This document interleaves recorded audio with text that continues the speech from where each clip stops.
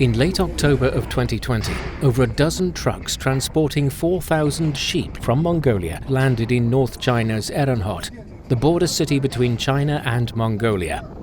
The outside temperature was below minus 20 degrees Celsius. This was the first shipment of the 30,000 sheep supplied by Mongolia to aid China in its fight against the COVID-19 outbreak. Mengyang, co-owner of a Chinese company in charge of importing and processing the donated sheep, was waiting outside in the freezing wind alongside dozens of Chinese customs inspectors back then.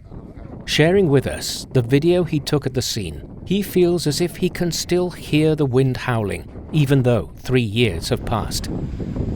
I'm looking at the truck loaded with sheep from Mongolia that has just arrived at the custom inspection spot. Now they're disinfecting the vehicle. Overall, 17 trucks arrived today. All dressed in white protective overalls, they were inspecting the vehicles while organizing the sheep's arrival at the Erenhot checkpoint.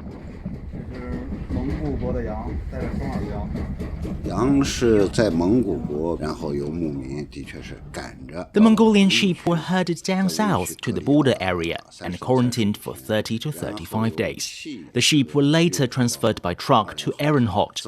They had walked hundreds of kilometers south to the border city before getting on the 20-kilometer truck ride. So it would not be an exaggeration at all to say that the sheep were herded from Mongolia to China on foot, really.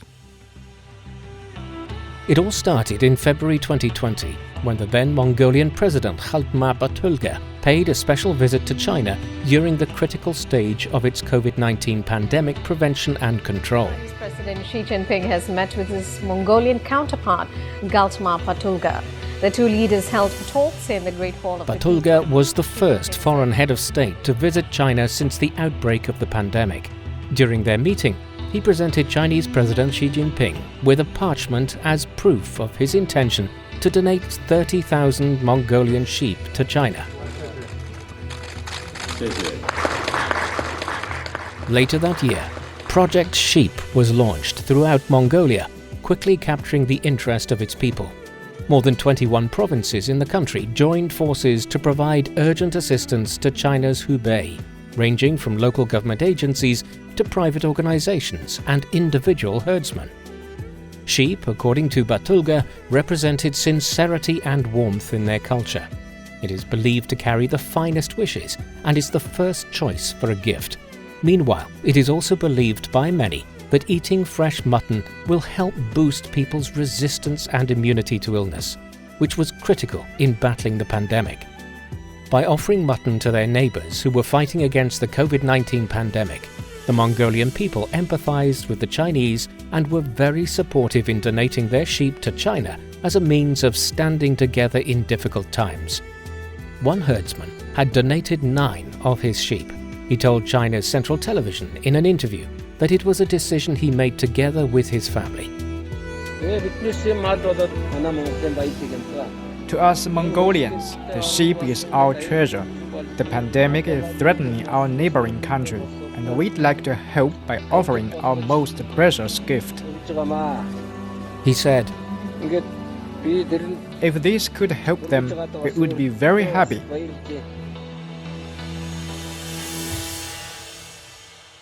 In the meantime, Mengyang, who has spent years handling trade between Mongolia and China, believes that the sheep were indeed offered as a gesture of friendship and solidarity amid the pandemic fight in China's Hubei province back in 2020.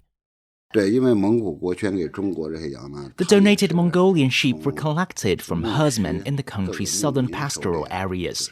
Group by group, they were later herded to the quarantine spot separately. The average price of a sheep in Mongolia is about 400 RMB or $56. But if you take the Mongolian herdsmen's per capita income into consideration, which is relatively low, I would say their donation to China is indeed generous and hospitable.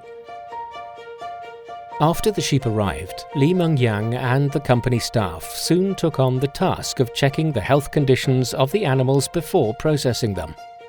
At the time, very few Chinese enterprises were qualified to import Mongolian livestock into China. since it would necessitate global standard animal inspection and processing certifications. However, according to Mengyang, their company was well equipped and ready for the mission. 蒙古国捐献到中国，它必须要通过正规和正常的途径。 When we received the donation, we had to follow the proper procedures. That would require verified qualifications for the import and export of live animals, as well as animal slaughtering and processing requirements. A quarantine zone within Mongolia was also needed at the time to separate livestock for health checks.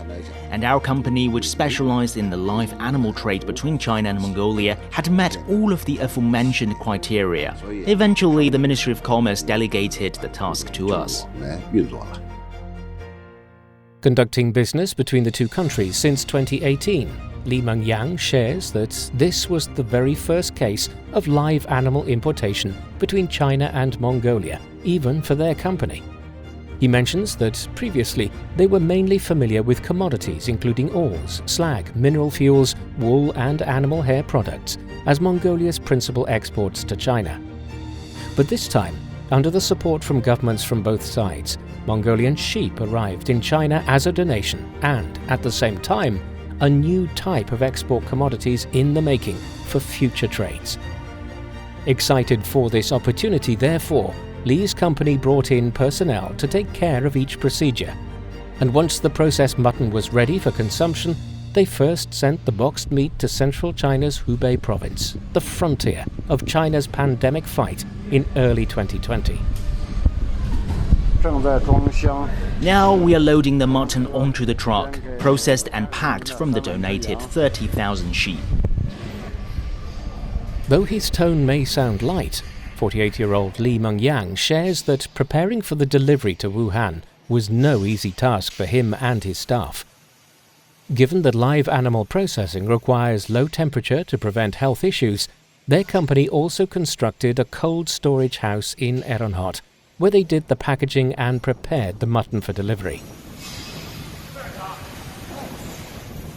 Located up north of the Inner Mongolia Autonomous Region, Eronhot, on the other hand, is known for both its vibrant trade gateway and its cold temperatures in winter.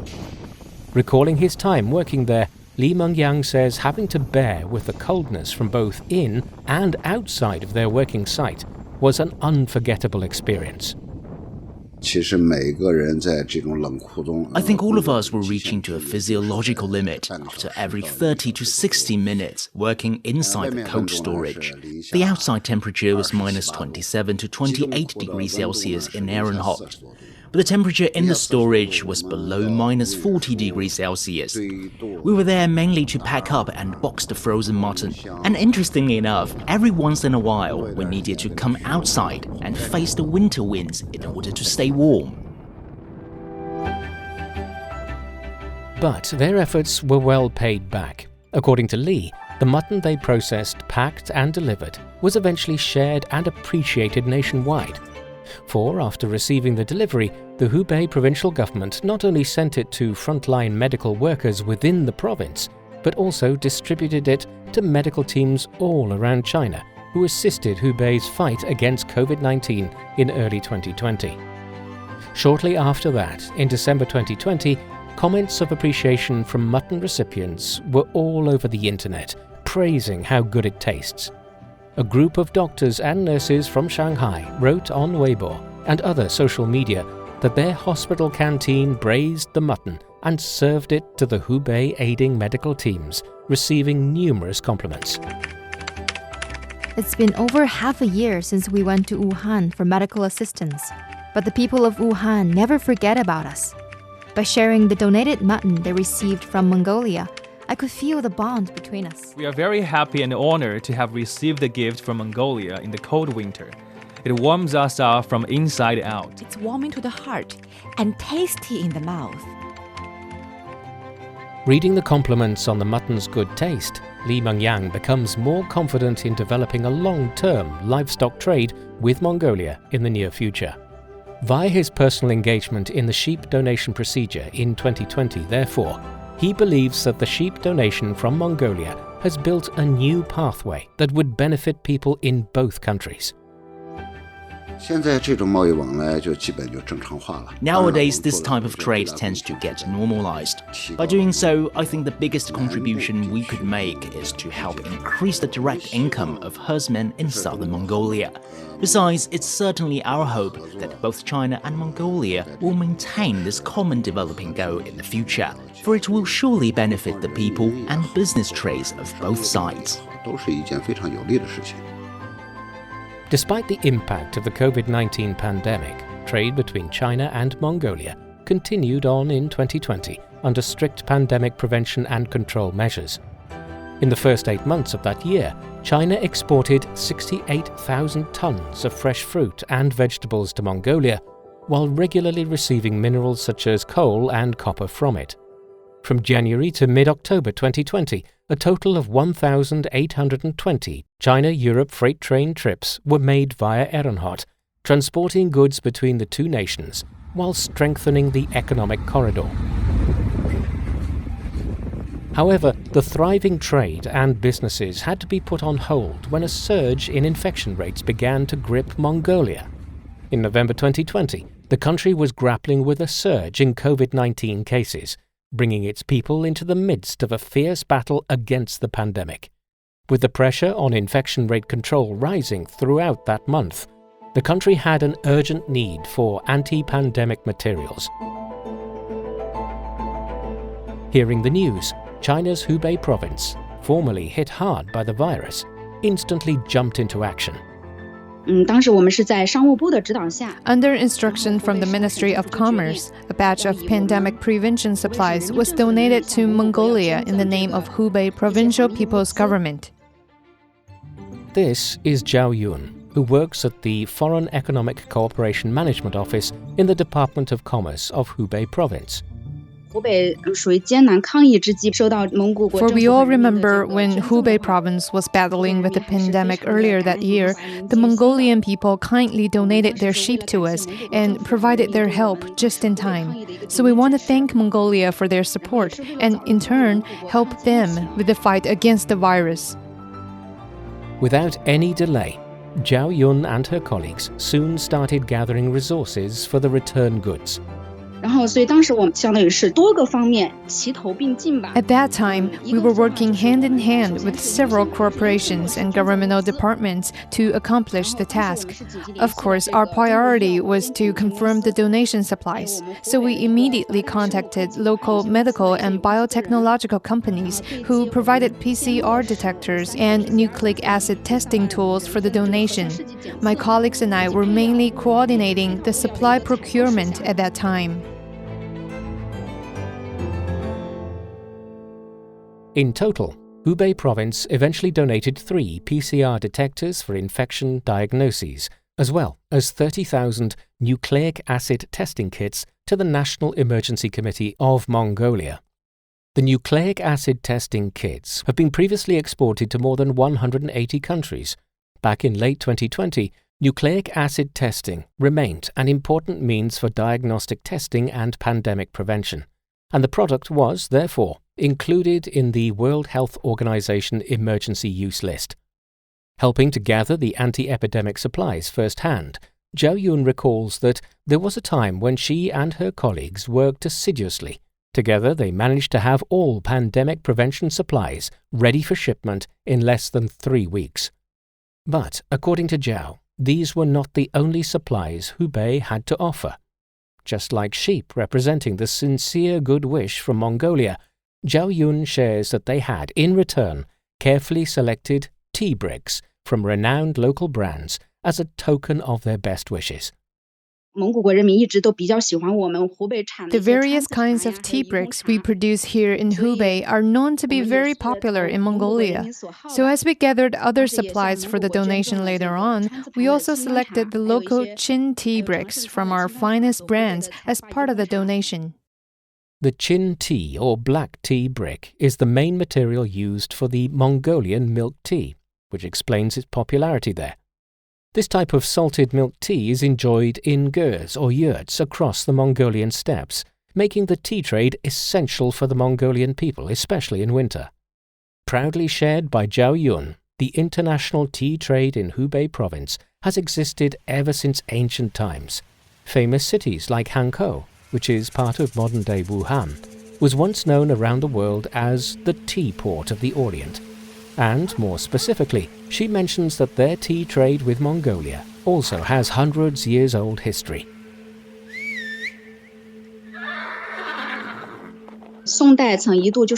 Ever since the Song dynasty, brick tea from the Hubei area has been used as currency in the trade of horses between central China and what is now Mongolia.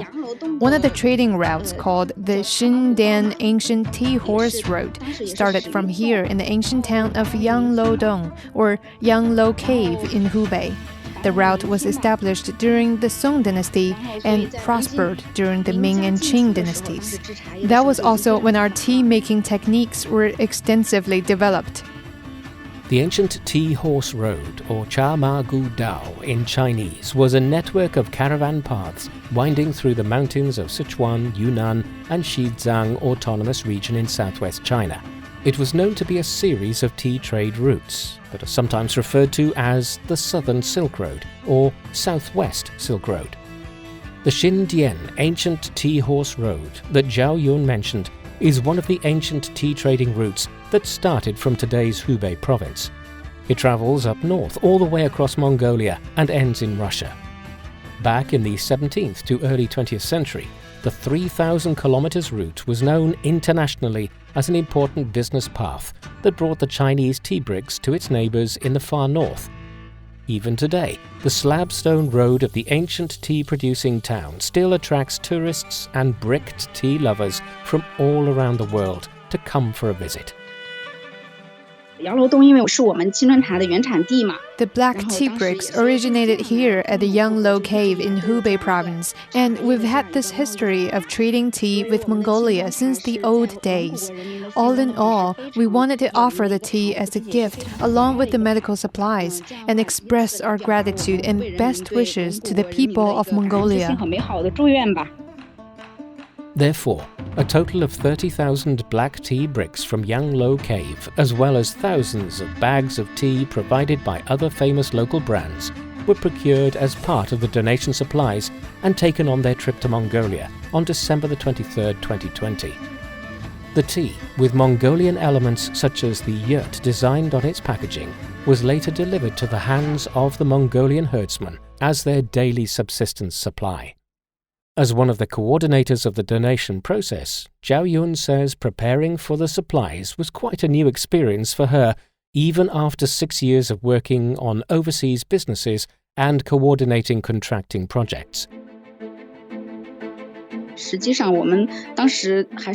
In fact, we were short of time when first received the donation task. There was much to prepare, and we wanted to gather the supplies as fast as possible, since the virus never waits for you to get ready. While preparing for the donation, we had the help and support from various offices, departments, and companies that formed a seamless connection between each step.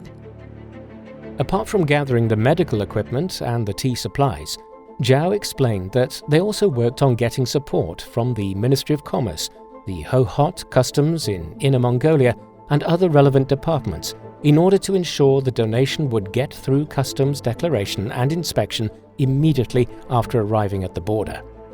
At